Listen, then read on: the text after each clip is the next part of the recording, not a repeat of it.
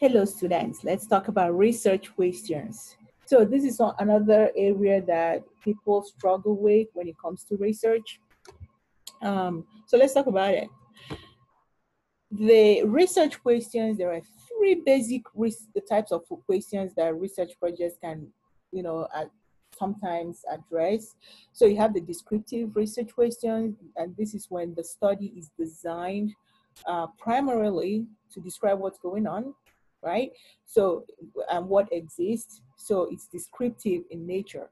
Then you have the relational research questions, and this one is designed to look at relationship between the variables, two or more variables. Okay, and then you have the causal that is designed to look for causality, whether one or more variables causes or affects another or more dependent variable. So those are the three basic ones that you might see in research. So again, make sure as you're writing the research questions, make sure they are aligned with the research purpose. Keep it simple. Don't try to put everything inside it because then it would be too tedious to analyze. And pursue one point of inquiry. So don't ask, how does the participant describe experiences of belongingness and the effects it has on their self-esteem? Because then you're doing two.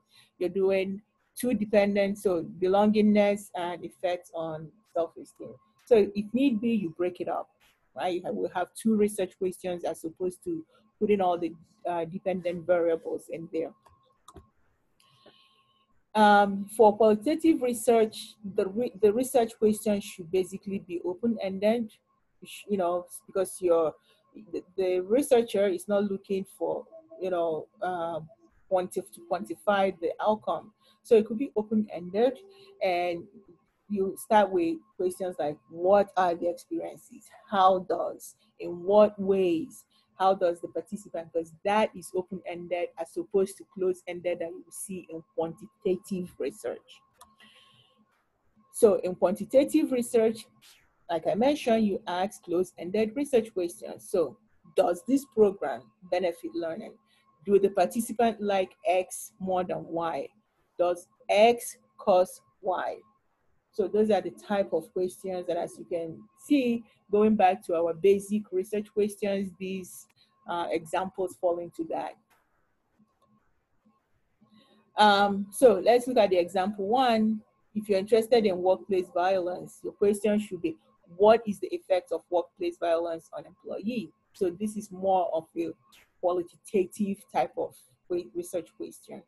And then for example two, you're interested in lesbian health issues. So again, what is the effect of heterosexism on access to healthcare for lesbians, right? Again, more qualitative than quantitative. Okay, so let's look at PCOT because we kind of dabble with PCOT example, I think first week. In PCOT, remember that you are looking at you're looking more at it's a format, it's a formula for developing answerable, researchable questions. So when you write a good one, it makes the rest of the process of finding and evaluating evidence much more straightforward, right? Because everything is there. So for instance, the P, it's your population, your patient. Sometimes you see people use it as problem, but it's problem with population, right? So you're mentioning the age, the gender, the ethnicity of the individuals with certain disorder, with certain problems. And then the I, the intervention, the indicator, which is your variable of interest, that, for instance, your population, their exposure to a disease, their risk behavior, any prognostic factors, right? So you're adding those intervention, those variables in there to control the controlling variables. And then you have the comparison group, the C, which is comparison. So you're using something to compare the population, right? It could be a placebo, it could be business as usual with no disease, it could be absent risk factors. So again, that's a comparison group. So compared to, right, another group. And then the outcome is actually what you're looking for, right? If there will, the population will end with a risk of disease, the accuracy of any diagnosis, any occurrence of adverse outcome. And then your time, sometimes you see P cut, they add that T. So with the time, it's the time it takes for the intervention to achieve an outcome, or how long the participants are observed. So that's where that T comes from. But just so you know, not every question will have an intervention or time.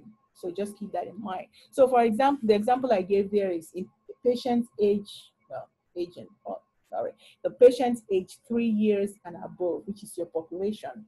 How does the application of an influenza vaccine, which is that intervening variable of interest, that's an intervention. So application of an influenza vaccine compared to not obtaining the vaccine. So not obtaining the vaccine will be compared, right? Influence the possibility of contacting pneumonia, which is your O, during the period of flu season. So again, depending on if ethics committee agree for this type of problem, but that's an example of a P-cut where it actually adds the time to it. Okay, so I think that's I hope we'll give you kind of an idea as you continue through the semester. Okay, see you in class.